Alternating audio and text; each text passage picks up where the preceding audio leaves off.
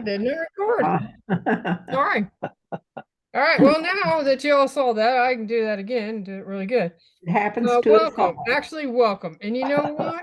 I believe that one of the reasons I'm doing it again is because we need to open in prayer. I'm going to open in prayer and say, thank you, Lord Jesus, for this time together. Thank you for these ladies that have come to spend time to learn more about how they can do marketing their books. We appreciate Tim also coming and helping to guide us in the marketing so we can learn more about how to share our books with others because in doing so, we're going to share Jesus with others too. And we just ask you to give us a good time tonight in Jesus' name. Now, as I was Amen. saying, marketing is one of the essential things that we need to learn in order to sell our books. So, like I said, I've invited Tim. He is the author of the bestseller book, Marketing for Success. He's going to share some strategies that are going to help us with marketing our books. Well, if we spend the time and the energy and effort, and we believe that we have created something that's useful and that's going to be helpful to others, then we got to figure out a way to get our product in front of other people. So, I think the best thing to do is just say, Tim, you have the floor now, and just share with us how we can. And I know that you've already told me that you have success. When you told me how many books you sold one time, I thought I need to have training from him. So take it away, Tim. All right. Well, thanks, Lana. I really am excited about sharing tonight. I love talking with authors. We're all on a journey together. It's really a roller coaster ride. You know, there's times when I feel like I have really good success, and then there's times I feel like I'm falling flat on my face. And so I think it's always a work in progress. It always takes constant effort to make it happen.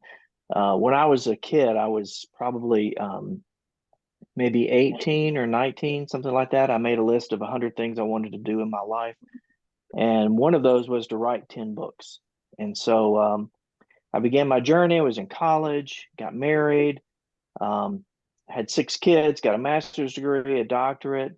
I was very busy pastoring a church, very busy coaching Little League Baseball, all those other things. And I never got around to writing my first book because I was so busy. I wrote my dissertation, but honestly, nobody wants to read that. I don't even want to read it. So um, I What? wanted to, I did want to write books that people wanted to read and that would help them. And so, but I got into my 40s and I still had not written my first book. And my problem was I was thinking of writing a book as like writing this book, you know, this massive thing.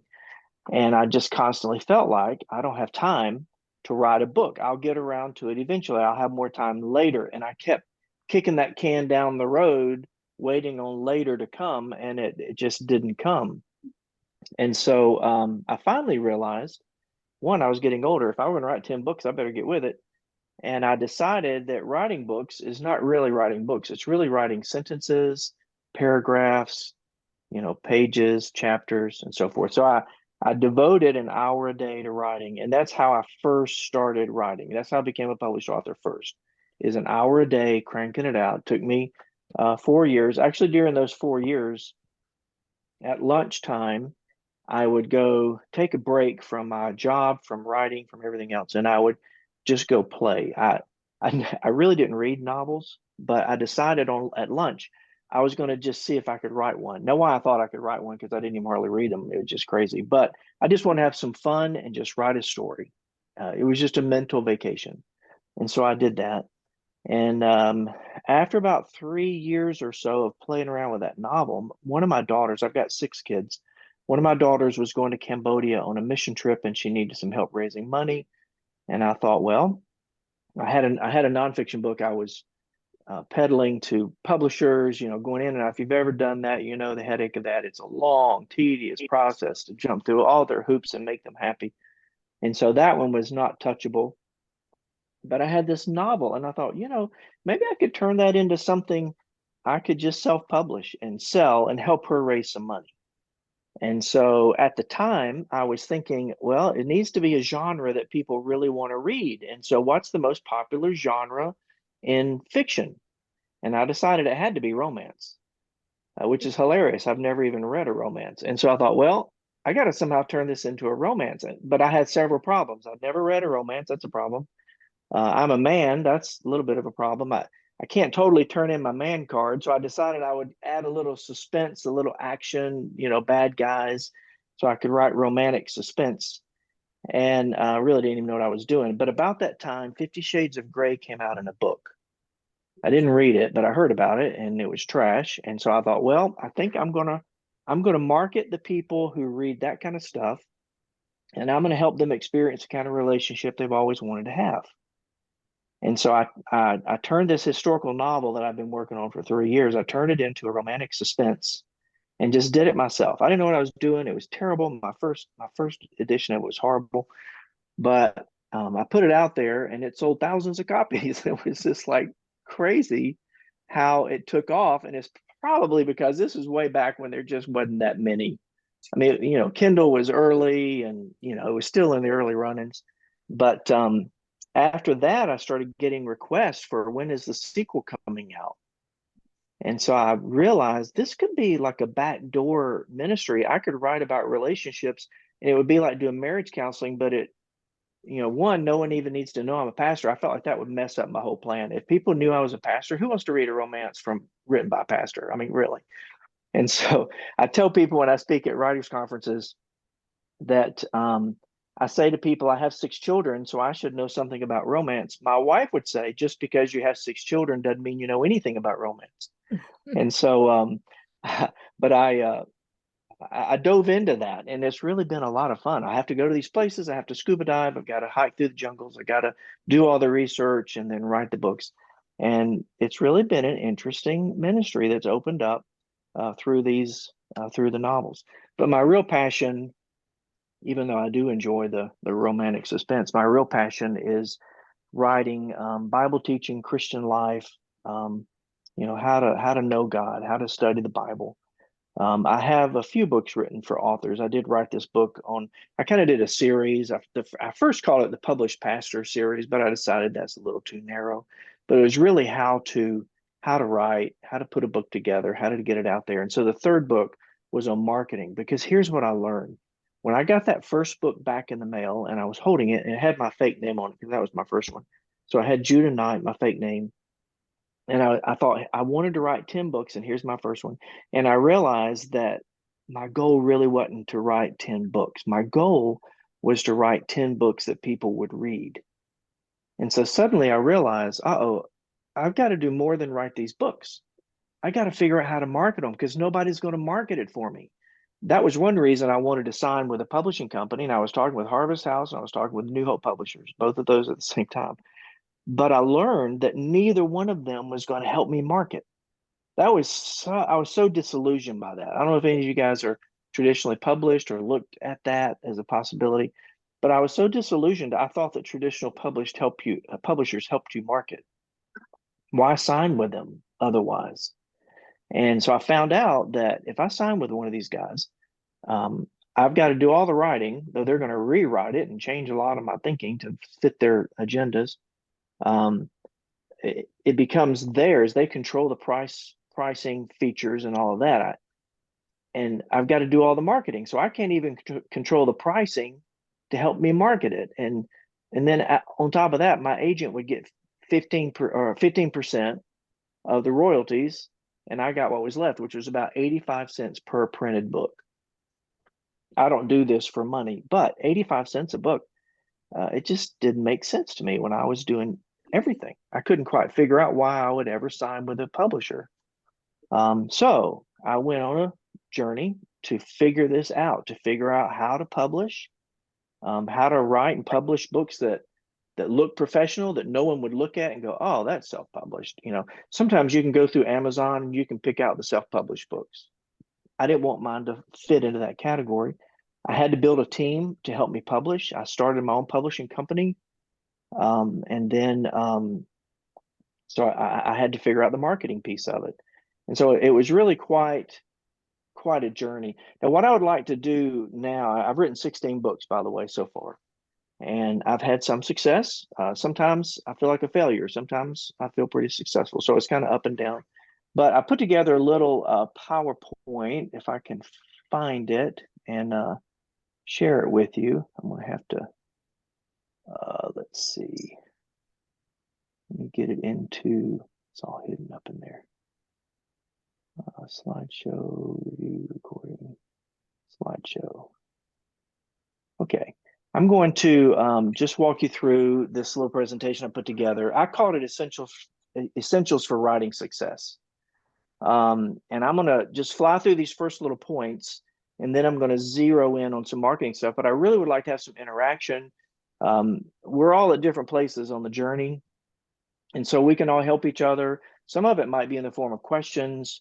I don't have all the answers to anything, but I can do my best. But one of you guys might have additional thoughts along the way too. So let me just mention a few things that are, if you want to have writing success, and obviously we all do, or we wouldn't be here tonight. We all want to be successful in what we do. I realize the word success means so many different things. You might think of success as a lot of money or a lot of book sales or whatever. I got an email last week. I just put a new book out. It's a devotional called New Every Morning. And I did my launch on April the 4th. I got a sweet email from a woman. I'm not even sure where she lives, but she started the devotional. She'd read day 3, I think it was, and God had really touched her through that devotion. She'd lost her husband a few months ago, and so she wrote me this really sweet email to tell me how God had used day 3 in her life, and she sent me the sample prayer that she wrote. And I want to tell you, when I read that, it made me want to get in there and write another one, because that's success to me. If I can write something and it impacts somebody's life, I can't imagine anything better than that. I mean, I'd pay to do this, and sometimes I do. Sometimes I do pay to do it, but I just think it's worth it. So let's just talk about some essentials of writing success. Here's the first one. This is just a no-brainer, right? But you got to write a good book. And I want to tell you, I say that because I told you I have a publishing company.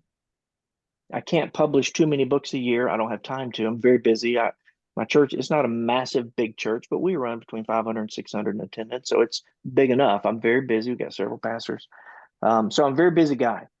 But I do help people, a few a year. And I recently agreed to help someone. And I wanted to read the first part of her book first before we began the journey, and it needed a lot of work. And so I said, let me edit your first chapter. And then, I'm going to send you off to some professional editors and all that. And so I edited her first chapter. There's a lot of changes. Some of them were like right and wrong changes. You know how that is. You get an editor's comment. Sometimes they're opinions that the editor has, so they're really not right, wrong issues. It's just preference issues. But I'm telling you, a lot that I changed was right, wrong issues. And so anyway, so she took that, and it was a lot of changes I suggested. Well, she sent it off to the editor, going through the hoops that I require them to do if I'm going to publish their book. And then when I got her book back from the editor, she supposedly did the changes, I was curious what she did with my edits. So I went back to the first chapter to see how she handled my recommendations. She had not changed a thing. And there was a lot of error, a lot of problems in her book. And what I see from self-published authors, one reason people don't go the traditional route, it takes some real discipline. It takes some real work. You got to really work at writing a good book. And here's what I say to Christian writers. If James Patterson or one of those guys, they're going to write an excellent book to make millions of dollars. But what we're doing is bearing eternal fruit, kingdom fruit. Shouldn't we work just as hard to write an excellent book? Because we have a different goal, a different purpose, no matter what kind of book. In my romantic suspense, I do want to entertain people. That's true. But I also want to talk about their relationships. I want to do a little marriage counseling without them knowing that's what I'm doing. And I want to deal with stuff like bitterness and anger and self worth and just a lot of stuff. So I want to deal with all these issues, and I want to help people with some of these problems. I want to gently present the gospel. I don't do a heavy duty gospel presentation, I do a lot of marketing to secular people, and I want to nudge them toward the gospel. So anyway, write a good book. And I just got to say, it takes a lot of time, a lot of effort, a lot of money. You got to pay editors. You got to, do it all right. So put a good book out there. Don't be satisfied with it until it's excellent. It seems to me, I don't know if this is a fair statement to say, but I say it all the time. If by the time you publish your book, if you don't hate it, you've probably not worked hard enough on it. You should have had to have rewritten that thing so many times you're sick of it. You just want to get it out there. And maybe that's an exaggeration, but I think you should have lived with it for so long that you've really done your best job. Think about this from a Christian standpoint. We're presenting this to God as an offering. So do we want to give him a sloppy offering? Like, do you remember what David said there at the threshing floor, where what was the guy's name? He wanted to give David the land, and David says, "No, I want to buy it to you because it's an offering to the Lord. Why would I give God an offering that costs me nothing?" And it's really a great point. Yeah. So writing a good book, that's just so important. I just can't emphasize it enough. Find a good editor, work at it, get in groups. This helps you get beta readers, do everything you can to make it the best possible book that you can write. Here's the second thing. Jump in, anybody, by the way, if you've got a thought or question or comment on any of that. I can tell you my first novel was not a good book. I did not know what I was doing. And but I guess I learned from really blowing it first time around. I've recently released a second edition. I'm going to show you that cover in just a second. But truth is, it probably wasn't the second edition. It's probably the fourth edition. But I called this one the second edition. Anyway, the second thing is a genre reflecting cover. This is really important. I kind of learned this from two perspectives. One is from the fiction perspective. Let me just show you. This is Judah Knight is my pen name. And this is the cover of my first book. Oops, sorry. Let me show this to you. Whenever I was thinking about cover, I had to have several things in mind. One is my cover needs to reflect my genre, so it needs to be clean, wholesome, and Christian. Now, Amazon has put me in a Christian category. In my early books, I don't even use the word Christian. I'm not sure if in my first series, if I even use the word Christian. I do call my character a person of faith. It's not like I'm ashamed of that. I don't mean it that way at all. I market it to secular people, and I present the gospel gently in book 6. I want my readers to stay with me all the way to book 6. But anyway, my cover, I'm not going to have these bare-chested guys on my cover. That's just not what I write. I write clean, wholesome Christian stories. Romantic, obviously, there's got to be some element of romance on my cover. It's got to reflect my genre. But then suspense, there's got to be suspense in my cover because I write romantic suspense. If you buy one of my books and expect to have this sweet little romance, you're going to be really disappointed because I've got bad guys and shooting and all kind of stuff, So clean, romantic suspense. That's what I'm trying to do. So here's my first cover that I came up with. I did this one myself. I did not pay a cover design person, and I kind of liked it at first. And I've lived with this for a number of years. Now, I got to looking at this as I was thinking about a second edition, and because now I have 7 books in this series. And I was looking at this cover and I was thinking, there's a problem with this cover. It doesn't exactly look like a romance, though I suppose it could be. Maybe you could make a side of a boat into a suspense, but I'm not sure that it conveys suspense. The font, I'm not sure fits a kind of an industry standard for romantic suspense. So I'm not sure that cover represents my genre very well. And to me, the font has a self-published look. And so I decided when I did the second edition, I was going to pay to have one done. And this is what my second cover looked like. I think that cover does a better job reflecting romantic suspense. Hopefully that woman's look on her face looks like something's going on. There's some scuba diving, a lot of it scuba diving in the series. And so hopefully that second edition. excuse I me, think that's better. mysterious. The I think walk so. out to the boat looks mysterious. It looks like something's going on, doesn't it? Yeah, it does. See, the cover of our book has got to make people want to pick it up and open it up and read it. It's got to convey something. It's got to draw you in. There's got to be a little bit of a hook on that cover. I'm not sure that hook exists on the first one, but I think it exists on the second one. And I think the second one has that element of suspense, a little mystery, a little something's going on. Yeah. And you gotta find it out. You gotta read the book to see what that's about. And so I think that represents it well. Now, I don't know. I'm on the journey trying to learn. I want to be better at all this, but I did pay to have that one done. I used 100 covers. I don't know if you're familiar with them. It's the number 100, 100covers.com. I think now they charge $200 for the digital cover and the paperback cover. And they work with you. I was very pleased with what they've done. They've done 3 of my books now, the 3 in this series. Now for nonfiction, I had a little journey with this. This is my first nonfiction book that I published. It's on Psalms. I was preaching a sermon series on Psalms in my church.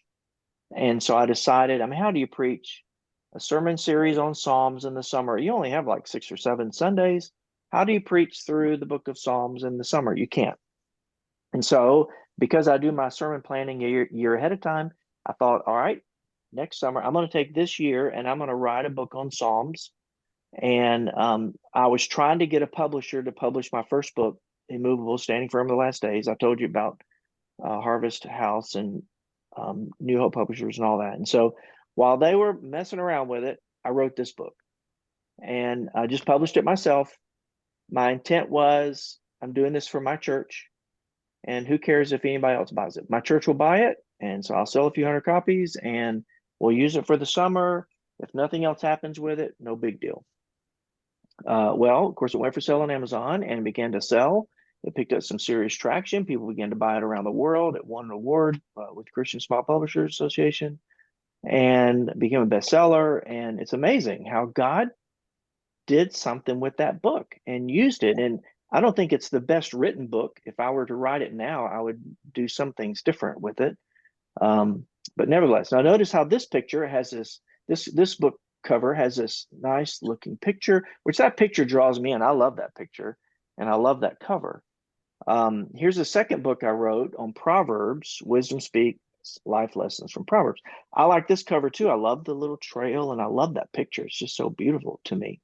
Now, if you look at trends in today's cover, if you go to Amazon and look at the top 100 books in your genre, which I suggest you do, and look at those covers, the top 100 covers, and you might have to throw out the ones who are having a special sale, and so they happen to get up top because they're selling, they're giving the book away for 99 cents or whatever. So, which is, I do that all the time. So I'll be number 1 for a little while, and then I drop down into no man's land again, But anyway, study the covers. After studying the covers, as I was working on this new book, this devotional, I discovered that the new trend is not to have pictures, but to have a solid color, and the focus is on the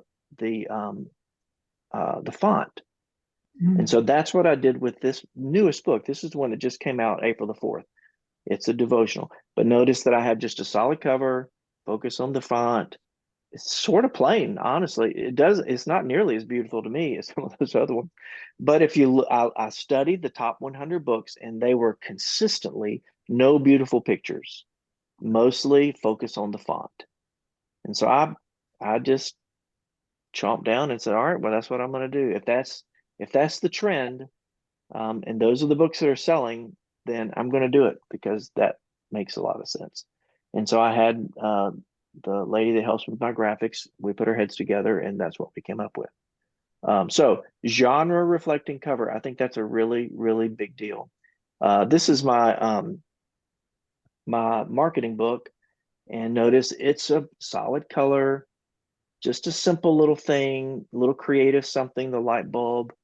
And I won a Sailor Award with that. I was I don't know if you're familiar with Reader's Favorite. It's an international contest, which, by the way, I encourage you to look into that, Reader's Favorite.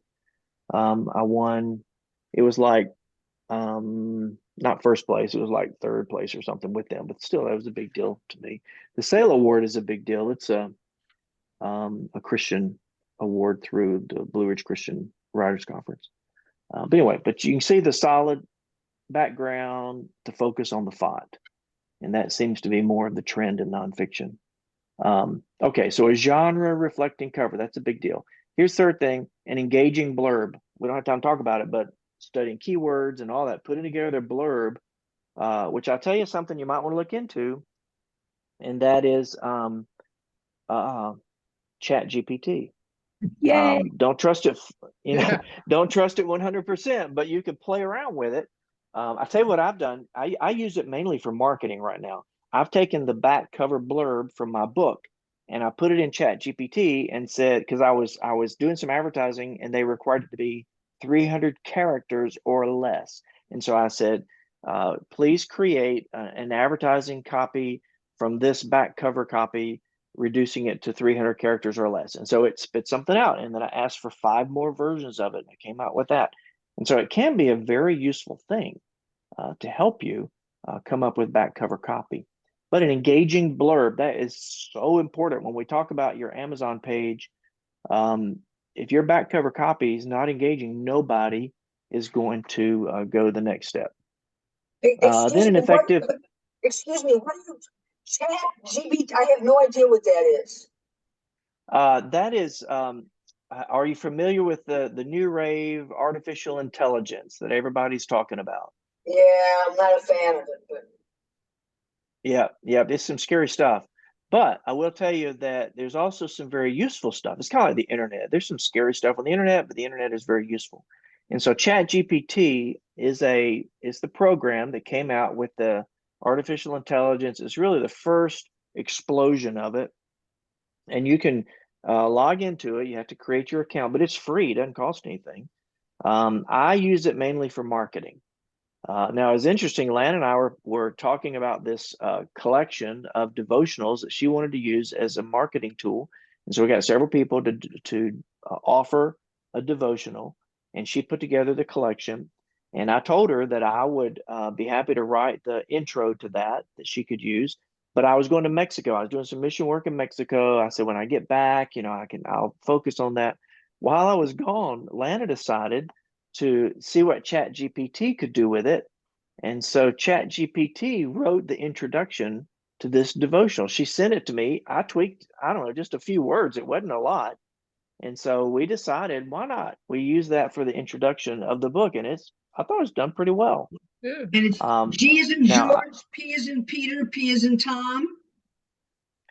Yes, T as in Tom. Chat GPT, G as in George, P as in Peter, T as in Tom. Correct. Okay. If you And Google that, I will. yeah, Chat GPT. I can't remember the exact website, but it's probably I'll chatgpt.com or find it. something like that. Thank you. That's something Yeah. I've never heard of. Oh, Well, It's yeah. it's very Dennis got fascinating. it up. Yeah. I just put It's it in the very, very chat. fascinating. I just put it in the chat. There's a lot of pros and cons about it. Has anybody else used Chat GPT for anything? I use it all the time. I do too. Yeah. In what way? I'm writing Bible study material, and a lot of times I put in where in the Bible does it say? I'm looking for particular topics or any kind of question like that. And Okay. I feel pretty confident in using it for that kind of information because I'm looking where to go, and then I look at the context, and I'm not depending on artificial intelligence to talk to me about my relationship with the Lord. But it's real quick and easy for that kind of thing for me. There's a lot of fear, I think, from authors that Chat GPT is going to start writing books, that people will just have it write a book for them, and then they'll just be spitting out 100 books a year, I think there's some ethical stuff that we need to consider as we use Chat GPT. To me, it's not right to let Chat GPT write my book. I want to write my book. I'm an Mhm. author. I'm not a computer geek, and Yeah. so I want to write my own book, but I can use Chat GPT as a resource to help me process some things. And I've never really used it to help me write, but I might use it to help me do some research or Right. something like that. And for That's what I, sure, the marketing stuff, I just see great value. I hate marketing, and I wrote a book on it, and I don't like to market, and so I can use Chat GPT to help me create marketing copy. Um, so I think it's a good option. Now we're going to talk Yeah, more about effective marketing I was strategies.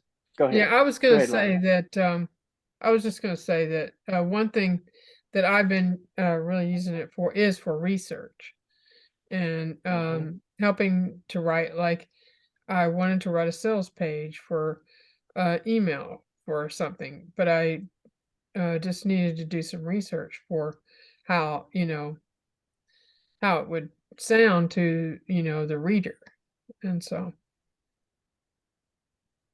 I I think was there's a ton of options. Go Mhm. ahead. Somebody else was saying something. sorry, yeah, I was just saying I didn't feel comfortable using the exact wording that came out of it for, like exactly like definitely not for you read your book or whatever, but because of all the things we're not sure about yet, like with copyright and everything. And also you want to write your Mhm. own words, like you said. But the one thing I found it really useful for is so many times my stumbling block is that I have too much stuff duplicated it so many times in the message and just can't get it organized. So if I throw all the mess into GPT and kind of let it sort it out and then rewrite it, like editing it all out into the way I want it. So I kind of use it to help me Mhm. organize. Yeah.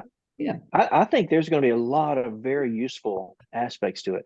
And there's also with artificial intelligence, there's art design, which I can't remember the two I've big heard of that. services. I can't think of the two of them. I've actually got pages on both, but I've experimented with it. Now the thing with those is you cannot own that. You can't copyright those figures. So if you copyright your children's book and you have artificial intelligence helped design your graphics, then your graphics can't be copyrighted. Only the text can be. And so you would have to state in there that artificial intelligence created your graphics or whatever. But it's pretty fascinating where all this is going. Honestly, some of it's a little scary. I'll just tell you. There's a lot of talk about it destroying society, and all this kind of stuff. So I think who knows? Who knows what role artificial intelligence is going to play in the last days? I'll just tell you. I think it's going to be interesting to see that play out. May I Well, say we're something gonna about that? I'd just like yeah. to say about that is if we as Christians use that knowledge combined, directed by the wisdom of God, it will produce for his kingdom and not That's right. for the destruction of the world we live in. That's exactly right. It's just same as the internet. The internet is a great resource, and we need to use it as a good steward and Mhm. figure out how can we put this to the best use for God's glory. And that's right. what our desire is. amen. We're going to talk about the effective marketing strategy, but if you're gonna be a writing success, you've got to have an effective strategy. You must. There will be over 4 million books published this year. There is no way in the world that anyone will know yours exists unless you market it. You got to put it out there and figure out how to put it in front of readers who are interested in buying your kind of book. We'll talk about that some more. And then here's the final, another good book. If you're going to be a successful writer, you got to keep writing. It's just essential. Now, I want to show you just some effective marketing strategy. I just made a list of things that we could talk about. I mean, we could hang out together for the next, I don't know, 2 weeks and talk about all of these things. And we probably would need more than 2 weeks to be able to really mine the depths of all of it. But if you're going to create a strategy, it needs to include a website. You got to figure out, you got to have a website. That's like the hub of what we do. And maybe you've all got a website. Maybe I don't even need to mention that. Maybe you figured that out. If you can't design it yourself, and I'll just tell you, I'm probably the least technical here, and I figured it out. I've designed several websites. It's not that hard. But if you can't figure it out, pay somebody to do it. Get your grandson to do it, or somebody. Get somebody to help you. Who can pull it off. It's just so important that you have a website. It doesn't have to be complex, but there's some great resources. I've got a section in my book on website design, in that marketing book. And by the way, if you can't afford to buy that marketing book and you want, just reach out to me and I'll send it to you for free. But a website, that's really important. And then secondly, a growing email list. I am going to talk more about this in a few minutes. Every author you speak to, if you were to say, what's one thing you got to have to be a successful author, they would say a growing email list. It's really important. We got to figure this piece out. You got to figure out how to build a relationship with readers and stay connected to them. So when your next book comes out, you've got hundreds of ready readers to buy your book. It's really, really important. So a growing email list is essential. And then Amazon Author Central page. If you don't know what that is, as an author on Amazon, if you go to Amazon and click on my name, like find one of my books and my name is highlighted, click on it and go to my author page. It's got a lot of information about me and all my books. Go to my Judah Knight page, same thing. So an Amazon Author Central page. Obviously, good reviews are important. And I'll just tell you, I hate asking people to write a review. I hate it. And I got to tell you, before I was an author, I never wrote a review. Now I know it's so important. I've got to have reviews, and I don't have that many. I've got to sell a lot of books before I get a single review. I mean, it's amazing. And when you do a series, people will write a review on your first book. They may not write a review for any of the others, though they'll read them. So I don't know the ratio for me. Mine is different, but I don't get that many reviews. Now my Psalms book I think has 99. I've got 300 and something on my fiction, and but it's just up and down, and it's tough to get reviews, but you got to get good reviews. So that's got to be kind of a goal and ambition to try to get new reviews all the time. Social media, I hate social media, but it can be useful. Email promotional sites. I don't know if you're familiar with this. You can go to Readsy if you're familiar with that website, readsy.com, I guess is what it is. But there's several companies out there. You pay them $25 or $50 or whatever, and they will send a promotion email out to thousands of people. I've kind of got a strategy down. Like I just did this with my launch. I took like 5 days, 6 days in a row, and I paid money every day to companies to promote my book to their list. So my book went out to thousands of people, and I would sell several hundred copies. Actually that week I sold 500 copies, and it was through these promotional sites. I have a question. Okay. Hi. So I recently launched my first nonfiction book, well, the only book. I don't see how y'all do multiple, but it's a nonfiction last month. And when you say the email promotional sites, like, okay, you named Readsy. So if I went on Readsy, there's a way for me to pay them, and like that's one of the examples that you use, right? And they would push it out to promotion. Sort of. Readsy is actually not a company that does that, but they are a company that gives you a list. They'll give you a list of all these sites. I use people like, BookBub is the granddaddy of them all. It's very difficult to get on BookBub, but I'll tell you, every time that I've run a BookBub ad, not an ad, a BookBub promotion. Now it cost me $500 something to do it with them because they're the top of the pack. But every time I do it, I will have over 2,000 sales in a day of my book. I mean, it's just incredible. And then I'll have sales for weeks from that, as it just kind of exists on the fumes of that promotion. So BookBub is a great company, but it is very expensive. There's another one that I usually have good success with. I'll usually sell. I used to sell like hundreds. Like it's called eReader News Today, eReader News Today. And so I would run a promotion with them, and I would sell maybe 500 or 600. Now, I don't sell as many. Maybe that is not as effective as it used to be, but I'll still sell maybe 100 in a day with ENT.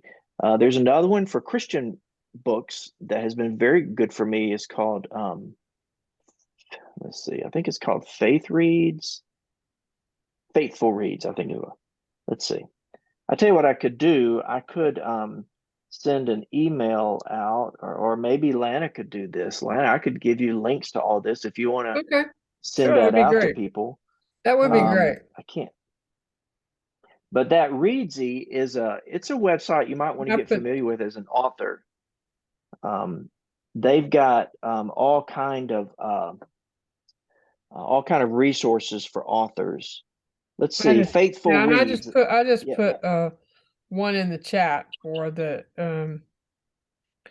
uh reader news yeah, yeah. There's today. several. This faithfulreads.com is I usually have good success with them. Another one is called gospelebooks.net. How much money I do you usually set have, aside? How much money do you set aside to do this kind of promotion? I usually spend around $300 a month, A month. something like that. Okay. Now I do different things. I have click ads. I do different things. Mm.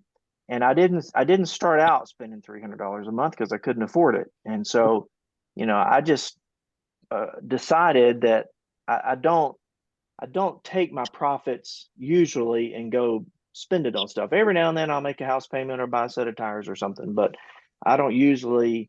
I try to reinvest it somehow. I got to pay for editors. I got to pay for marketing. I got to, you know. But with if I do a special promotion like when I did my launch, I think during that week I spent $400 on marketing that book.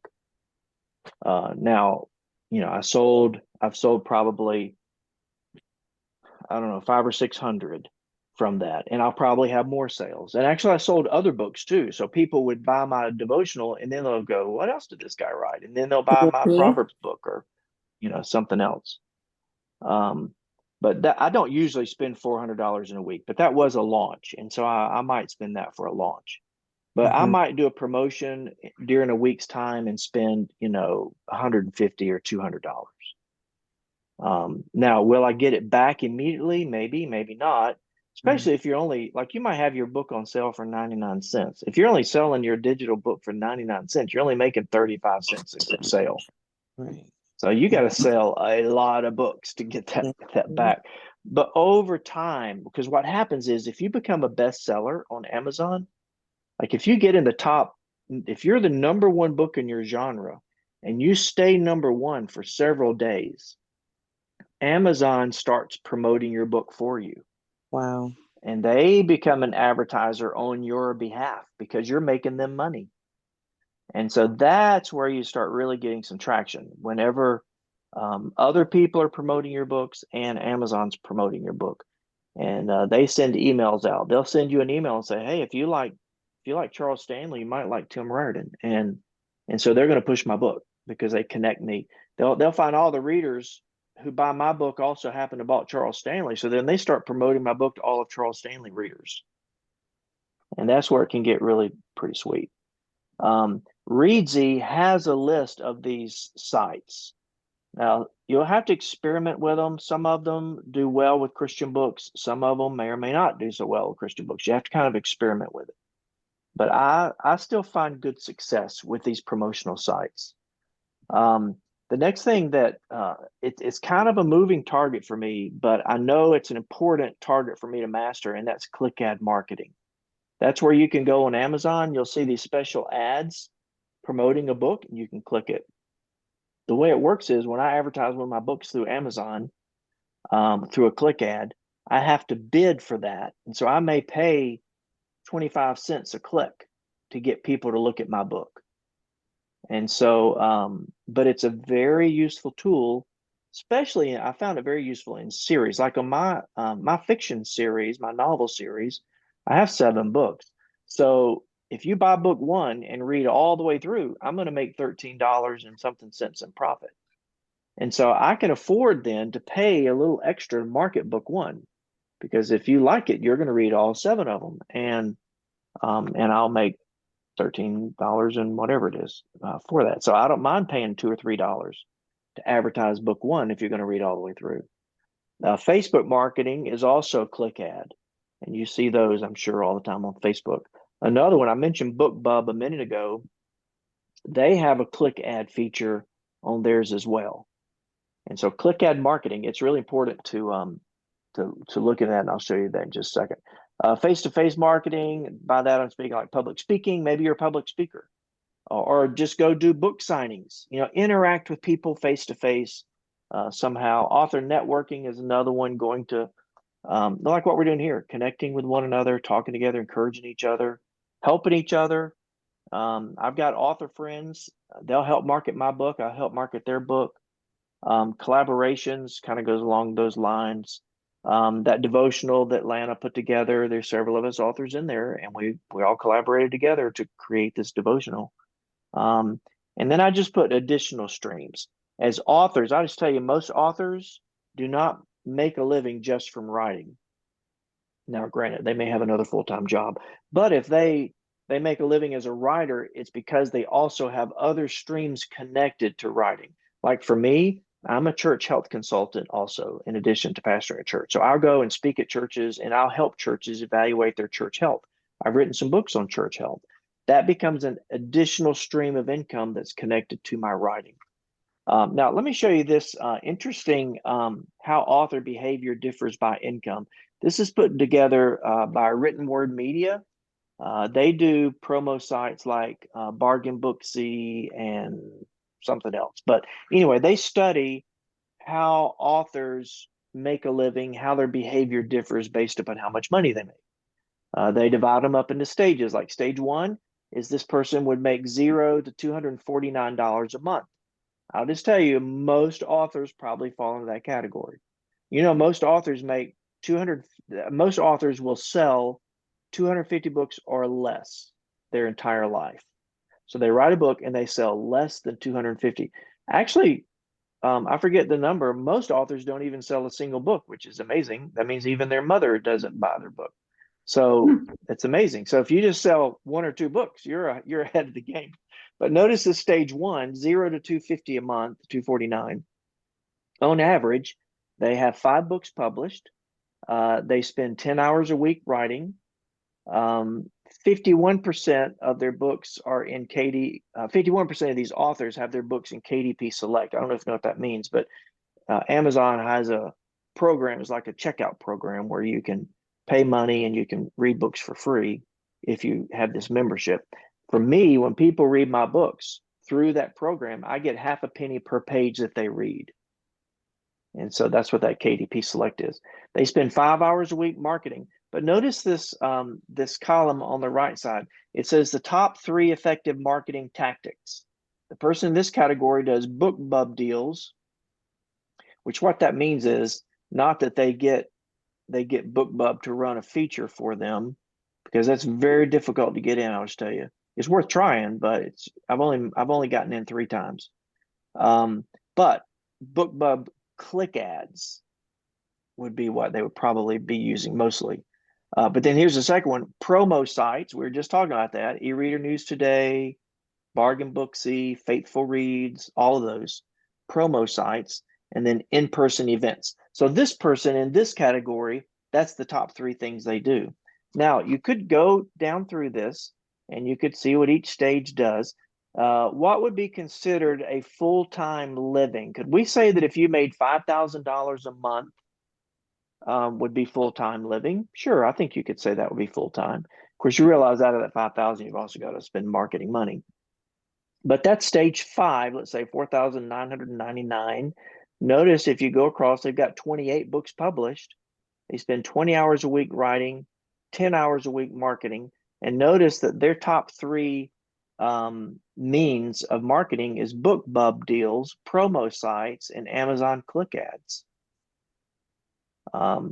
So, of course, all the way down to $10,000 a month, there's there's people doing that, making $10,000 a month, and they do BookBub deals, promo sites, Facebook ads are their top. Now, no, here's my little summary of this. If you look at the marketing methods of the successful authors, matter of fact, all these authors, but specifically like halfway down and onto the bottom, they all do BookBub deals, promo sites, and click ads. Those three things are consistent across the board for successful authors. And so if you want to be successful in what you're doing, it would do well to learn about those three things: BookBub deals, promo sites, and click ads. Learn how to do them. It takes some work. Just when I had Facebook figured out, I was making some pretty good money through Facebook ads. And then Facebook changed the algorithm on me, and I no longer can market with Christian terms, which is frustrating. But so I got to kind of figure it all out. Now, one thing with this list of how author behavior differs by income, as far as effective marketing strategy, that survey assumes that you have a website, a growing email list, author central page, good reviews, social media. They assume those things are going on in your marketing strategy. We could talk a lot about all of those things. I would say on social media, be careful. You don't have to master every social media. Just pick one and focus on that, or maybe two. Focus on that. You don't have to do everything. But one thing that across the board is essential is an email list. We could say, how many of us do email list? How, what's been our journey? You might want to jump in and share some of your journey along the way. But what this means is you have a list of people that have agreed to receive a newsletter from you, and you send a newsletter out to them once a month or twice a month or whatever. You communicate with them, you establish a relationship with them. So whenever your next book comes out, you've got hundreds of people ready to buy it because they're anticipating it. It doesn't matter if there's 4 million books published this year. You've got your email list of people. And if you'll grow that list, you're growing your own audience. And so it doesn't matter if somebody uses ChatGPT to write 100 books this year. You've got your audience waiting on your book, and you've reached out to them, you've developed them. They are on your email list. Now, basically, to do this, you've got to choose an email service. That's how it starts. You got to pick a service. Now, this costs, well, there's some free options. It'll eventually cost you some money, but here's several companies that you could use. I use Traffic Wave, but I'll just tell you, I don't think they're the best one to use. I started using them years ago. Shelly Hitz was my mentor back in the early days, and she mentioned Traffic Wave one time, and so I tried it out, and I've just stuck with them. But I keep saying I'm going to switch. I'm going to switch to MailerLite, probably. That would be my choice of all of these. MailerLite is free for the first 1,000 people on your list. So if you're just starting out, you're building your list up to 1,000, you can use MailerLite for 100% free. This is a company that you're going to use to capture email addresses from people, and then you send your emails out through this company. I use Traffic Wave. Traffic Wave helped me create a landing page, well, I'll explain it in a minute, a reader magnet. I'll explain all that in just a second. So Traffic Wave is one, MailerLite is one. Constant Contact is another very popular company. My church uses this one. It's very good. It's more expensive than MailerLite. Of course, MailerLite's free until you get over 1,000. Then I think it's like, I can't remember, $10 or $15 a month. ConvertKit is another one. A lot of people use that one. MailChimp used to be very popular. They used to have 2,000 for free, and then you paid over that. But they have really fallen from grace in authors' eyes lately over the past few years. So I've had so many people say, I don't recommend MailChimp. And maybe some of y'all use MailChimp. I don't know. Maybe you can tell us what you think about it.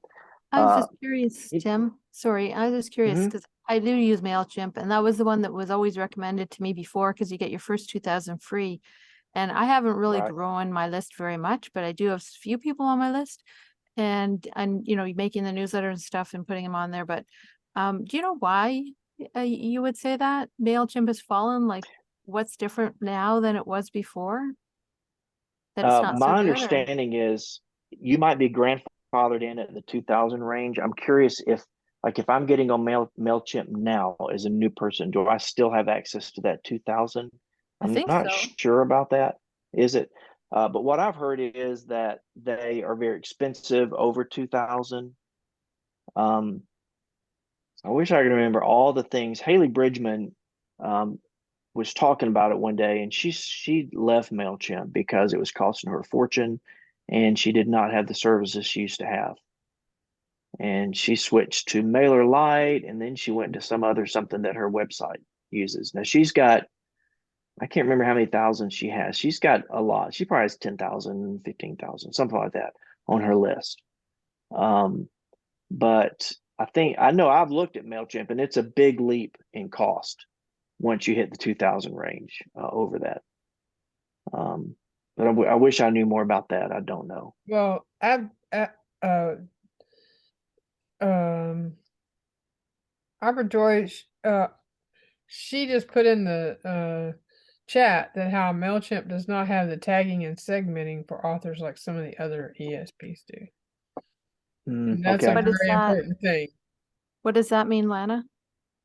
Oh, where you can tag someone who signs up on your list, like I have ConvertKit, and I can tag whoever. I can send out a email to just the people who have been tagged that have bought a certain book or downloaded a certain freebie or landing page or whatever. I'm And pretty sure you can do that in MailChimp. I mean, unless they've changed it, because I remember seeing something in there where you could add like a word about people or whatever, and then you can tell them who you want to send your mail to. no, I'm not. I just was just reading what she said, but I don't know. I'm not real comfortable with. I had used Mailchimp sometime in the back, and I just really love ConvertKit. I've used ConvertKit for probably 4 or 5 years. Is that one They're expensive? getting they're getting ready to come out with a new service to also add a new service for networking in their people who are on their email list, like you can join forces with other people and recommend other authors. I mean, well, not just authors, but other people that are in that have a ConvertKit account. Like if you had a ConvertKit account, I had a ConvertKit account, Tim had a ConvertKit account, we all had those accounts, then we all could be recommending. They're coming out with this brand is a beta. It hasn't actually come out yet. It's coming out later this month, where you can start recommending people. It's kind of like the new recommendations thing that Amazon just came out with for on your author page where you can recommend other people's books. It's kind of like that. So it's But if you almost can like recommend other it's a people's service, collaboration. yeah, it's a collaboration attempt to be able to help people recommend each other's services. Now, I know when I was talking with Haley about, or Hallie, I think you pronounced her name, Hallie, about this whole shift from MailChimp. She said that this was like maybe 2 years ago, they made a lot of changes and new people could not have access to a lot of the features that was the reason she joined MailChimp to start with. I don't know exactly what she's talking about because I've never used MailChimp. So I don't know Yeah. enough about that to even speak intelligently about it. Yeah, But me I have neither. considered And shifting. yeah. Well, I'd also say that MailChimp may have also seen how that people have left because of XYZ True. service. And so they may have circled back around and actually updated some of their service to add some of the services that people have been leaving because of. So I'm not Yeah, really sure that's either. a great point, and they would be smart to do that because I know there was a lot of at the conferences I went to, there was a lot of negative talk about MailChimp, and Yeah. so they had to catch wind of that. All right. But whatever you do, choose a service, do some research on it, figure out the best ones, and go that route. Once you do that, you create a reader magnet, which is a free thing that you give away. Now, here's a few thoughts on that. I do a free book, and it's the real deal. It's a legitimate book. I wrote a book on how to study Psalms. I wrote that book called Songs from the Heart, Meeting with God in the Psalms, and it's a Bible study, could be devotional or a little longer than normal devotions, but could be a devotional from Psalms. But there's also a section in the front part on how to study Psalms. And as I was writing that, I realized that I could write a whole book on this, and that was not my purpose. And so I decided to branch out and write a book on how to study Psalms and give that away as my free offer. And so if you go to my webpage, after a few seconds, a little thing pops up and asks if you'd like a free book, and it's that book on how to study Psalms. And so it's the real deal. I had it edited, I wrote it. I mean, I could probably sell it for $3.99 or whatever. And so I tried to make it a legitimate gift. I wanted people to get it and go, wow, that was nice. I was expecting like a page or two, but this is like 100 pages, or I forget how many pages. But it's a free book. You could offer a free support resource. I wrote a book about spiritual warfare in the last days. It's called Immovable, Standing Firm in the Last Days. And it's how to stand firm in our faith and how to put on the spiritual armor of God and how it relates to living out our faith in the last days before Christ's return. I'm writing a follow-up to it called Immovable Kids, how to prepare your children to stand firm in the last days. So I'm working on that now. And it's going to be helping our children put on spiritual armor and to understand why they need to put on the belt of truth and what that means now in this day we live in, and the breastplate of righteousness, and how to help them do that. So I thought about having a freebie to give away. I was going to have a drawing, get an artist to create a little soldier, a little child wearing this armor, and the armor would be related to the spiritual truths of that Ephesians passage. So anyway, so that'd be like a free support resource, something that goes along with it. But it's whenever they get it, they would need to go, wow, that's more than I expected. That was good. So that's why I said be generous. Don't be a tightwad. Don't give them something they could get for free on the internet anyway if they just Googled it. Do something that's really an investment, that you're investing in people, trying to make a difference. Give them more than one book, possibly. Be professional. Have it edited. Make sure it's done well. It's going to cost you some money, but do it because it's going to represent you, and it's going to give people a feeling in their heart about you as a writer and whether or not they want to continue to follow you. If they felt like your gift was a good gift, then they might be willing to stay on your list. So maintain excellence. I've seen some pretty shoddy kind of stuff offered as free gifts, and I just think that we need to do a better job than that. So you create a reader magnet. It's a thing that's going to draw people in. It's something free that you give them. I wonder if some of you guys have reader magnets. What is your reader magnet? Mine is a book on how to study Psalms. In my fiction world, it is a prequel to the series about my main characters when they were teenagers. It's just a fun little book. What do you guys give? This is Linda. On my website, on my top toolbar, I have a line that says teacher resources. And when they hover there, they get a drop down of, it's either 6 or 7 items, all of which they can download for free and use. So as I sit here listening to that, I could use any of those things as a reader's magnet, or put all 7 of them or 6 of them together and turn them into my reader's magnet. But then that's redundant, because if they go to my website, what's the difference? Yeah, if I were you, Linda, I mean, yeah, you're not asking for my advice, but I'm if I were you, I would make sure that they have to give you their email address to get it, because that's part of the deal. You want their email address. You want them on your list so you can send out this monthly newsletter and stay connected, or twice a month newsletter and stay connected to them. I've got another thing, like, go ahead. I want to talk about just for a moment how often you write to people. There are several very, very well-known and very highly respected trainers who talk about self-publishing, who talk about marketing, who talk about a whole variety of things. And I started to, I have a lot of them. I'm on their list. Well, I don't want 3 emails from you every week. And I didn't want 1 email from you every week. And so I started asking to be unsubscribed from a lot of them because I just can't stand that. And I would never want a potential reader to feel, good Lord, Linda, stop sending me junk. And so I tell people that I won't email them more than 4 times a year. Yeah. I think you have to, there's a fine line there somewhere.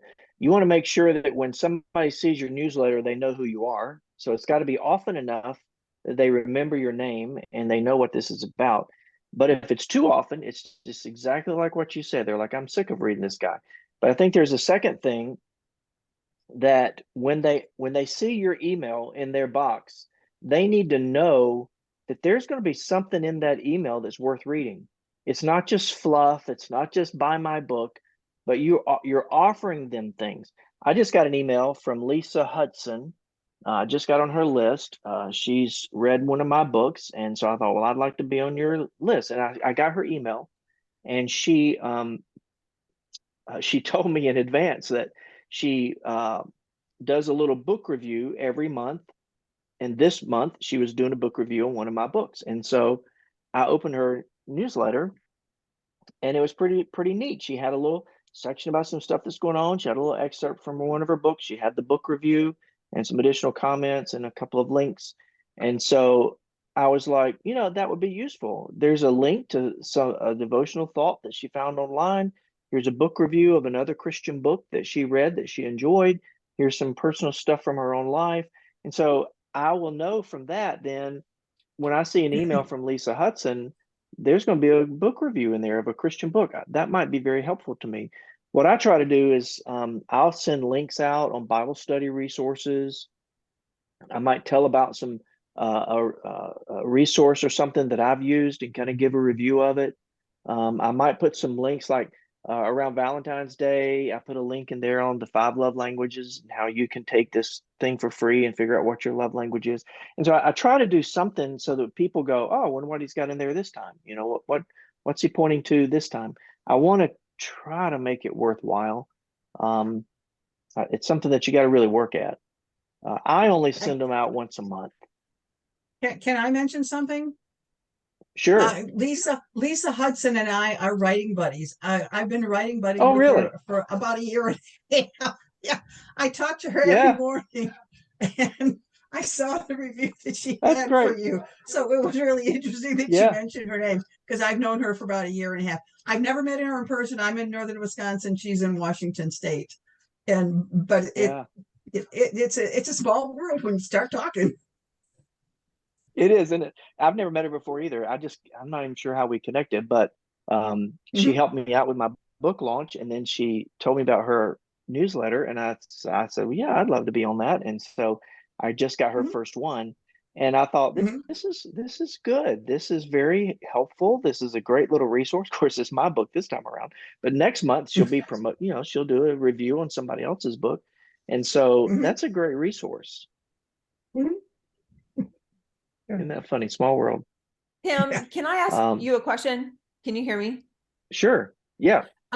Okay, so I have years of experience building my nonfiction email list, but I am just starting building a fiction list. And so my question is, I'm finding the reader magnet to be quite different. Like there's a ton of ideas in the nonfiction market, but for fiction, it seems to be just offering a book. Is that kind of the standard recommendation? Because I find also there's just so many free books out there. How can you differentiate in, since everybody is now jumping on that bandwagon? Yeah, I think that's a little tricky. I tell you something that I've been working on. My first series is my characters live in the Bahamas. They're scuba divers and all of that, and they go to Mexico. My last two books in that series take place in Mexico, and so I thought about putting together a cookbook on Mexican dishes or a cookbook on Bahamian dishes. And I thought that'd be kind of cool, do a little research on that and offer a free cookbook, like I know anything about cooking, but still, and matter of fact, I'm connected to a lot of women in these villages throughout Mexico. I could get their top recipes, and I could, matter of fact, I've been kind of doing that on pastel de tres leches or some kind of mole sauce or, something. And I could put that in there. And I think that'd be pretty cool. And that'd be different, Yeah. than just a book. I'd look at Now, yeah, I think anybody who likes to cook, or eat, in my case, we'd say, Yeah. sure, I'd like to have a book of, authentic Mexican dishes from all these villages around Mexico, because I do a lot of work in Mexico. And I think that'd be a neat thing. So I don't know, you just have to be creative on how to do that. But you're right, most of it is, here's my free prequel, or here's, a free book or whatever. Yeah. Also, just a follow-up question, just out of curiosity, do you have you noticed like a higher response rate to your fiction list than your nonfiction list when it comes book launch time? I guess what I'm asking is there a higher percentage of your list that purchases your fiction book from your email list? I would say that my nonfiction list is a little more responsive than my fiction. Okay. I'm not sure why. Now, I will tell you that there are seasons, and it's kind of funny because I waffle back and forth, and I tell my wife, matter of fact, it's really funny. We were just at a family event, and my wife told somebody that I make a lot more money on my fiction than I do my nonfiction. That we were at a family reunion, and somebody asked about that. And I said, well, that was true 6 months ago, but that's not true now, so it's kind of back and forth. It may have to do with whatever I'm working harder at marketing. Yeah. But yeah, I think my nonfiction list seems to, part of it is my Judah Knight list. They don't even know who I am. They don't know I'm a pastor. They don't know, I don't interact as much with them as a friend. My nonfiction people, I'm sending emails back and forth all the time. I'm praying for people. I'm really more connected. So that might have something to do with it. If you write fiction and you can really connect with your people, your readers on your list, I really think, because that's the thing about marketing, we got to see it as a relationship. Yeah. And because I just tell you, I hate marketing, but if I can see it as a relationship with these people, then it really does put it in a little different category. Yeah, absolutely. I'd like to speak to that. What was that? I missed that. Oh, I just wanted to add my 2 cents to what you just said. Okay, great. Thanks, Ellen. We're much more influential in people's lives when they know us authentically, when they know the real us. And I just will throw out this suggestion to you. If you'll look for Jim Lupkin's book, Predictive Social Media, he stresses the authentic relationships that can be built through social media. We all,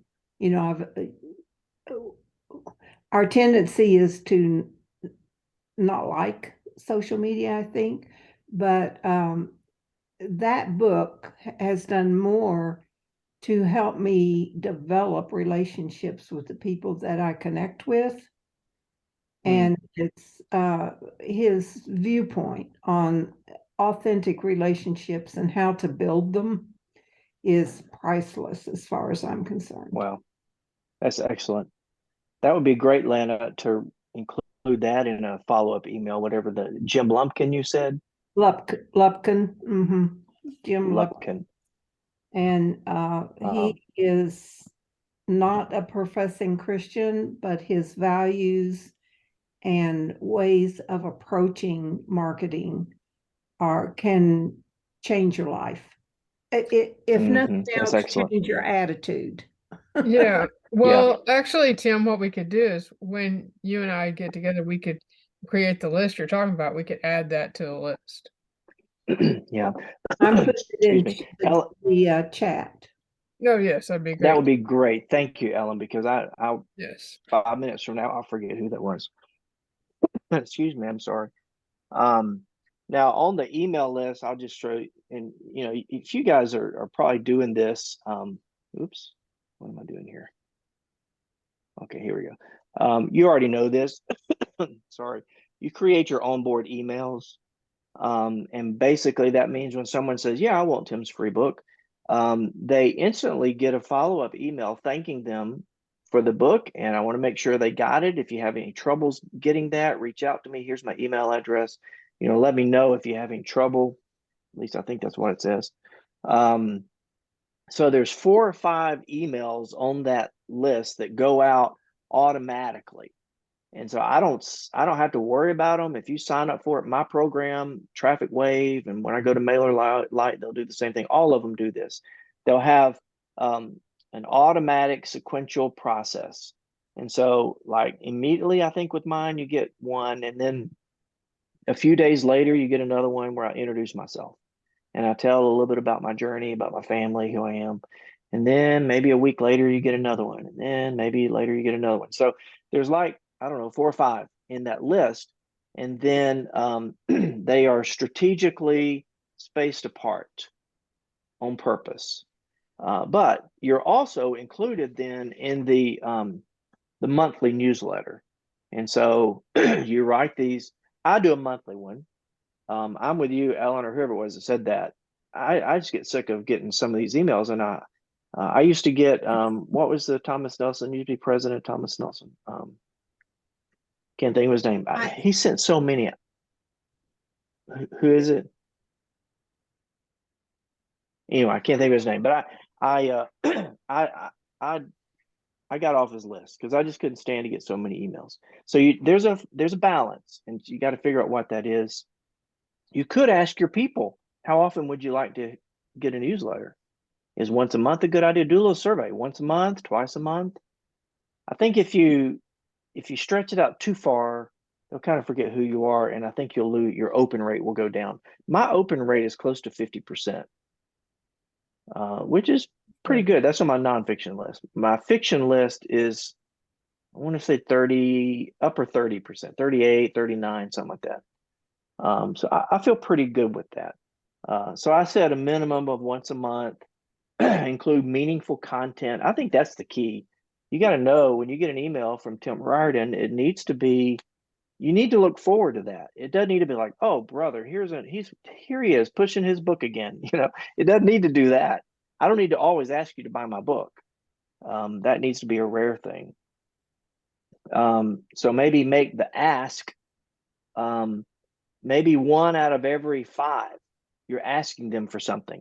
The other 4 times you're giving them something. You know, if you could imagine some kind of balance. Don't make them too long. I get some newsletter things from people and they're so long. I am a very busy person. I don't have time to read a bunch of words, you know, so be careful about making them too long. I think that'll kill your readership. And then I said, make them fun, useful, meaningful, and beneficial. You know, do some fun things. I do drawings. I ask people to send me pictures. Actually, in my devotion that just came out, I put pictures. I was going to put a picture for every day, and then I decided to do a lot of pictures, but then some quotes as well. And so I use pictures from some of my readers in there. And especially one of them, she sent me several. Well, 2 of them did. And so, so make them meaningful, beneficial, so that it's a good thing for them to get. And then encourage interaction. It's really important for people to reply to your email and let it go to your email box, because what will happen is that'll keep it out of their spam. It'll show up in their regular email box. So whenever I have drawings, like I'm going to give a free book away, you know, like maybe I might give one of your books away for free or whatever. Here's a book I recently read. I really like to give it away for free.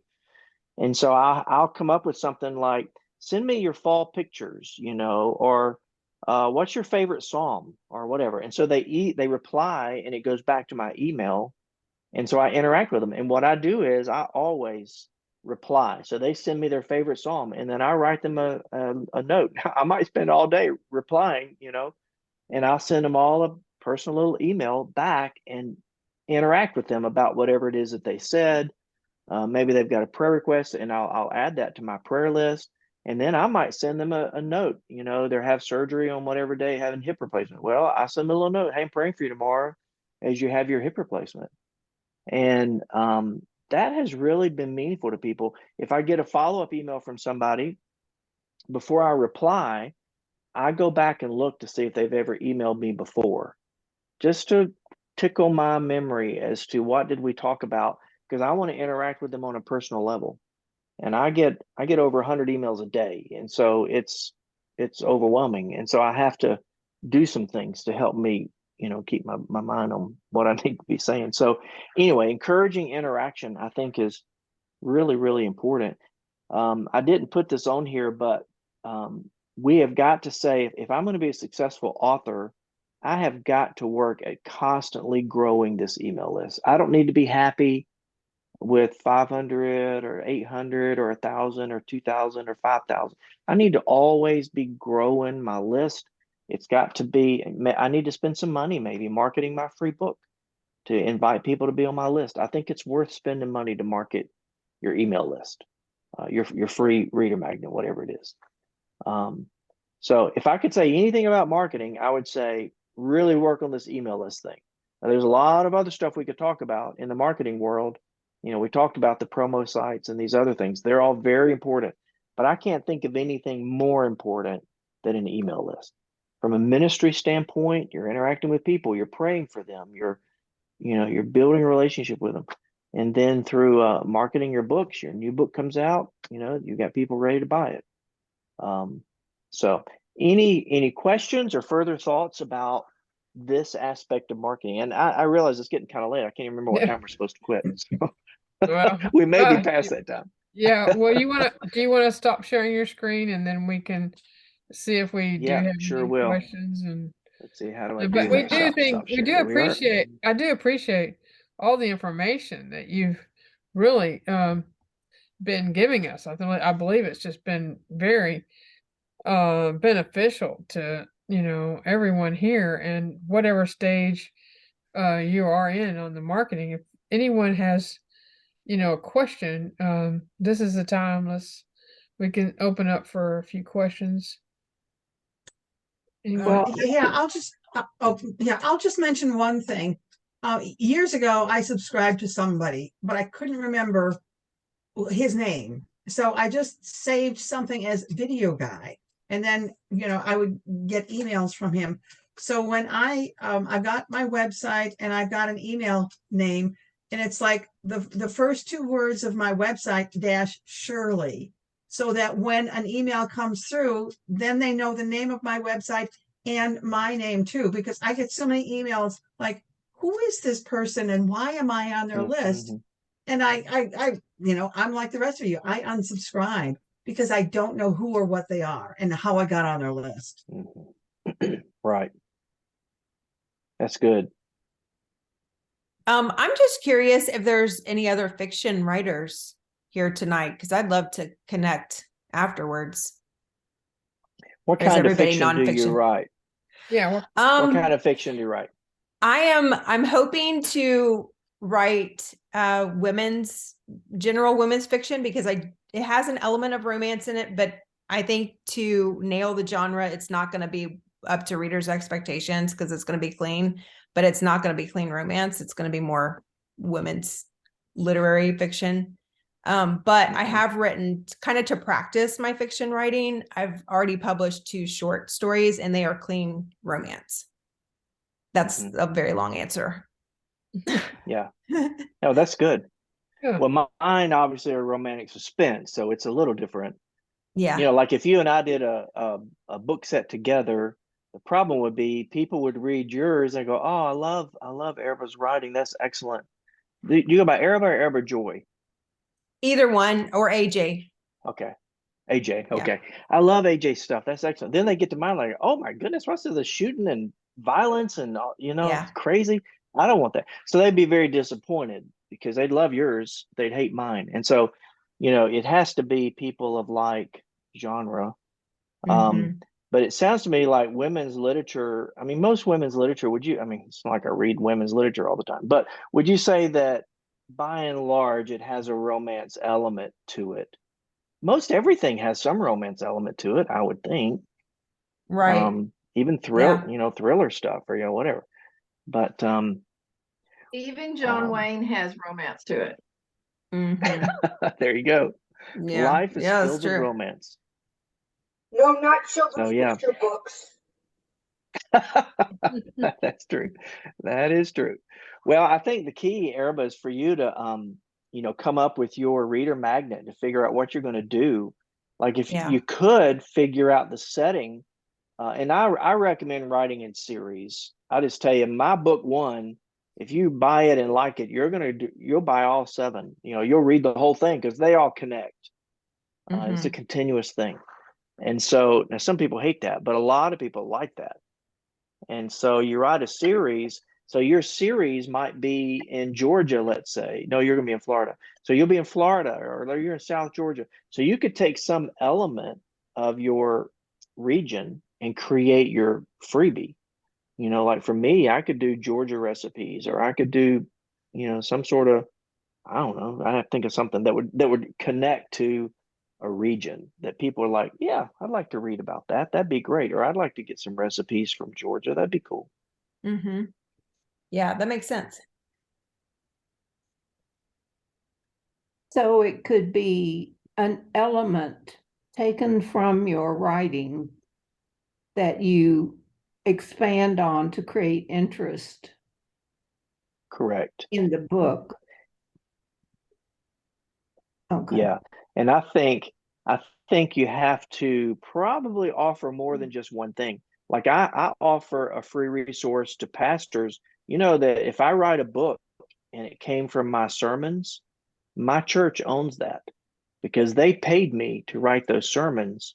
And so technically they own a book if it was birthed from my sermons. And so it was very important in the early goings. There's actually been some lawsuits, unfortunately, between pastors and churches about that. So in the early goings, we have elders in my church. So I met with the elders and crafted a document that we voted on. They approved that whatever I write, I own it. The church does not, but the church has access to it. If they wanted to use it, they could. But I own it, and any proceeds I get from selling those books, it's mine. So it's very important for pastors to do that on the front end. So one of my freebies is the documentation I put together to make sure that pastors could do that. Um, so anyway, I think coming up with something. I think there's a lot of options. You just got to get creative with it. Mhm. Well, Tim, I I know want one to thing say that. thank you. Oh, go ahead. Well, you're welcome. I was just going to say one thing Lana wants to do is connect authors of like kind. So to find other women writing women's literature, I think that would be cool, AJ, to say we're going to connect. We're going to get several together and try to be a resource to. I mean, pick each other's brains and maybe work together. Mhm. And I think that there's value in that. Yeah, me too. That'd be awesome. Yeah, Yeah. AJ, I'll reach out to you about something I talked to Tim about. So Great. Yeah. Okay. yeah. Well, I'd like to Well, say that this has been one of the most informative and pleasant meetings of this type that I have ever attended. I appreciate you, Tim. You're thank you, Ellen. down to earth, tell it like it is, full of wisdom, gentleman, and I appreciate that very much. Well, thank you. I've enjoyed it, and if I can ever help anybody, reach out to me. TimRiordan.com is my website. There's a way to contact me through email that way. Or if you want to, triordan8@gmail is my email, but just my website. Actually, if you type timriordan.com, you'll see it switches to .me because when I first did a website, I had to do a .me. .com wasn't available. It's too expensive. But then I eventually bought it. It was worth it. So. All right. Well, and I'll be putting your email in the email that I send out to everyone about Okay, the that'd be follow-up great. email that we send out, I can say this is how you can contact Tim as well. And for everyone that came tonight, you know, and one of the perks of coming to come to the live session, won't probably put this unless Tim says he wants to put this out to everybody in the list. So I think it'd just be a great asset just to do it to the people who came tonight to be able to offer that book. If you would send him an email, he has graciously said Sure. he would offer the book to the people who attended tonight. And so send him an email, and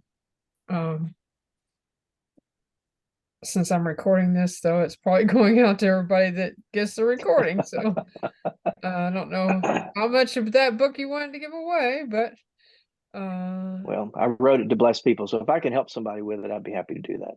all right. Well, that'd be great. Well, I really appreciate Yeah. it. Go ahead.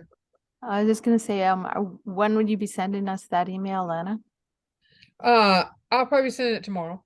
Oh, thank you so much. I'll send it to. I'll send out an email tomorrow with a link to the recording, so you can have the recording, and and I've got a copy of the PowerPoint, so I'll send that, and then in the next few days, Tim and I can get together on some follow-up links and stuff. Sounds great. Thank you. Oh, you're welcome. Any other questions? No, but thank you so much, Lena, for No, inviting thank you, me on Lana. to this. Welcome. I'm glad everyone really enjoyed the meeting tonight, and I believe that this is the first one of many that we can have together where we can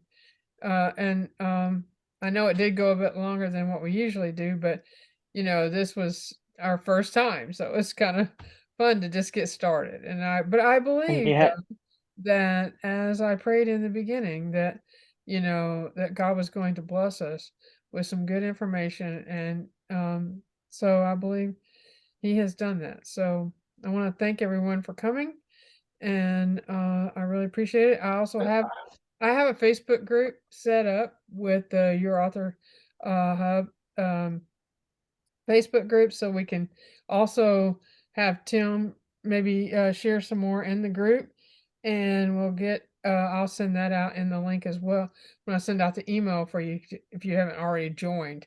And so we'll add to that too. So there'll be a lot of great things coming down the pike for people to be able to get more information, more collaborations for our little author hub we're creating here. It's cooking.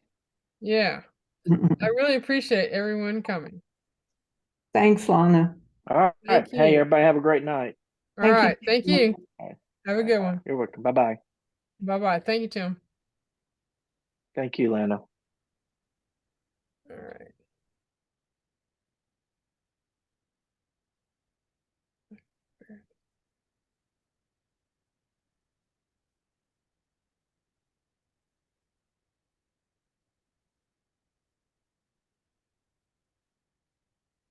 There we go. Save chat.